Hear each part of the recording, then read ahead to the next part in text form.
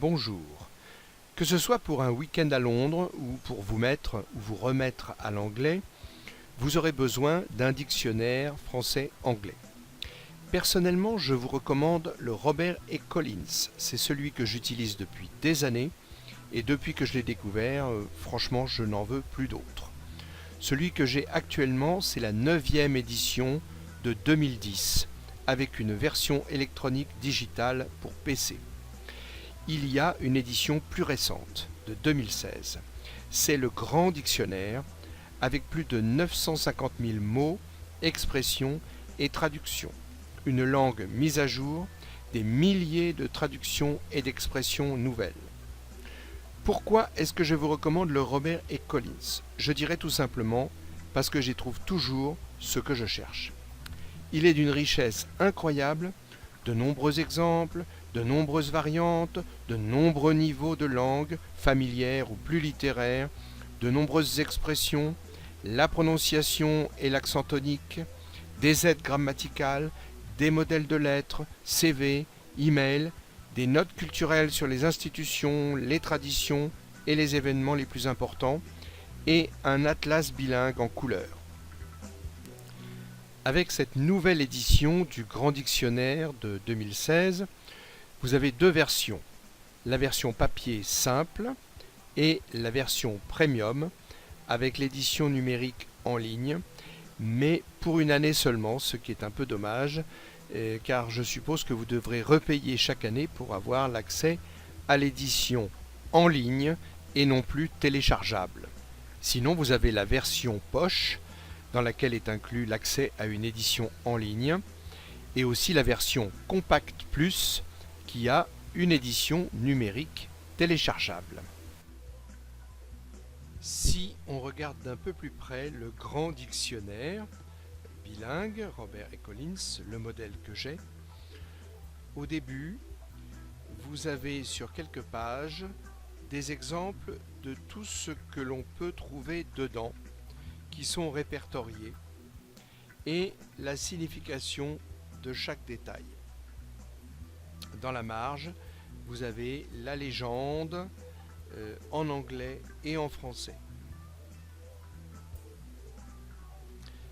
Ici par exemple, on vous indique comment les entrées sont signalées. Donc ça veut dire que chaque mot que vous voudrez chercher sera présenté de cette façon. À côté, vous voyez que l'on trouve la transcription phonétique.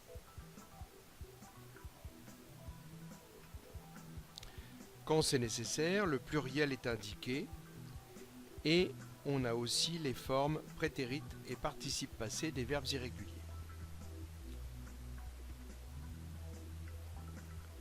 Tout est indiqué comme ça au début du dictionnaire. Vous avez aussi les notes culturelles dont je vous ai parlé. Ici, il s'agit du Bill of Rights, qui est une spécificité américaine. Ça peut être sur diverses institutions, événements, personnalités aussi. Ici, vous avez un exemple de la partie anglais-français du dictionnaire. En haut de la page, comme dans tous les dictionnaires, vous avez le mot de début et le mot de fin de la page. Et ici, vous avez un exemple de page français-anglais avec une note culturelle sur les cartes. On explique toutes les cartes que nous sommes censés avoir en France, carte d'identité, carte d'électeur, carte d'assuré social, etc. Vous pouvez voir la richesse du dictionnaire avec toutes les traductions qui sont données. Carte d'abonnement, carte d'alimentation, carte d'assuré social, etc., etc. et bien d'autres. La rubrique est très longue. Elle commence dans la colonne de gauche avec les différents concepts auxquels se réfère le mot carte, carte postale, carte de visite, puis le rapport au jeu, carte à jouer,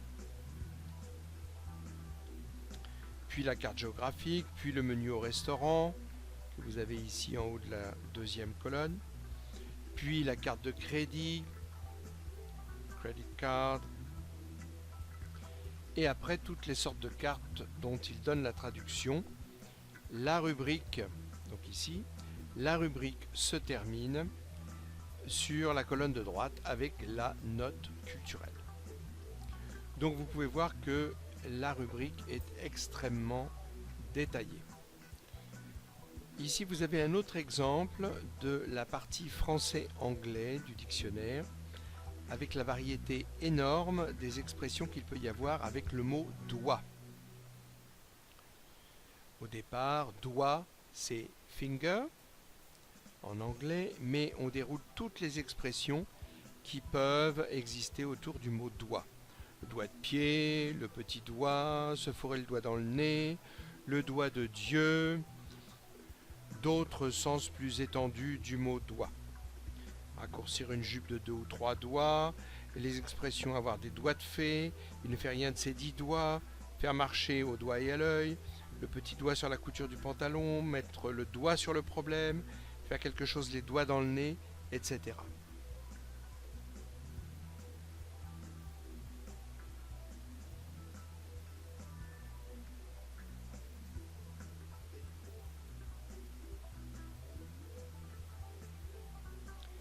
Et puis ici, au milieu du dictionnaire, entre les deux parties, anglais-français et français-anglais, vous avez une partie qui est appelée grammaire active et qui explique la façon d'exprimer certaines idées.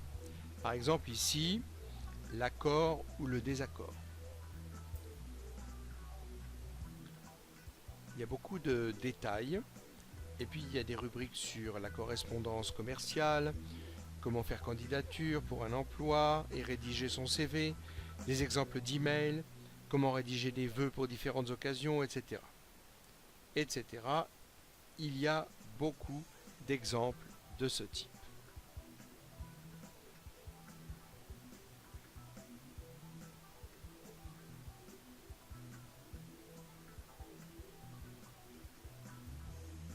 Ça, c'est l'interface du dictionnaire téléchargeable, donc la version électronique.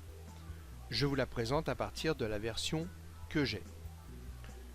Donc vous avez le mot dont on parle, ici welcome. Pour rechercher les mots, il y a une zone de recherche ici en haut à gauche. On tape le mot que l'on cherche et après on clique sur OK. On peut spécifier si on cherche un mot en anglais ou en français. Si c'est évident, c'est même pas la peine. Le dictionnaire le reconnaît tout de suite. Une fois qu'on a le mot, il y a une icône qui permet d'entendre la prononciation. Et il y en a aussi une sur la droite de l'écran qui n'est pas dans le champ ici. À côté du mot, sa transcription phonétique. Ici en bas à gauche, vous avez le plan de l'article du dictionnaire concernant ce mot. C'est-à-dire tout d'abord en tant qu'adjectif, puis exclamation, puis nom, puis verbe transitif, puis le verbe to welcome back qui lui est associé. Vous pouvez cliquer sur chaque terme pour vous rendre directement dans la section correspondante ou descendre en déroulant l'article. En ce qui concerne l'adjectif, tout d'abord sa signification générale en anglais, puis des exemples d'utilisation, une liste très complète avec les précisions nécessaires entre crochets et avec la traduction en français. Et ici à gauche, vous avez tous les termes qui peuvent être associés aux mots de base et auxquels vous pouvez accéder en cliquant directement dessus. Ici, si vous cliquez, vous avez des explications qui vont s'ouvrir relatives à une section qui s'appelle Language in Use. et qui correspond à ce qui s'appelle grammaire active dans la version papier et dont je vous ai parlé plus tôt. Ce sont des exemples pour exprimer certaines notions.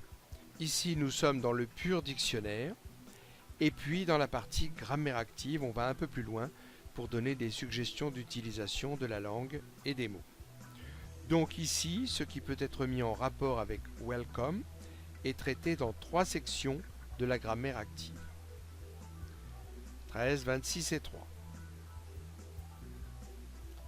Ici, vous avez un autre exemple avec le mot marche.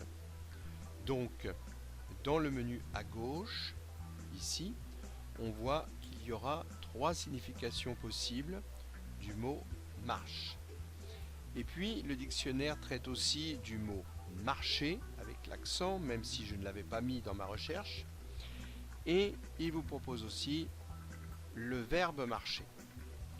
Donc, on trouve tous les sens possibles du mot marche avec des exemples. Et si on clique sur le petit bouton appelé forme qui se trouve ici à côté du nom, ça vous ouvre une petite fenêtre avec le pluriel et le féminin quand ça s'applique.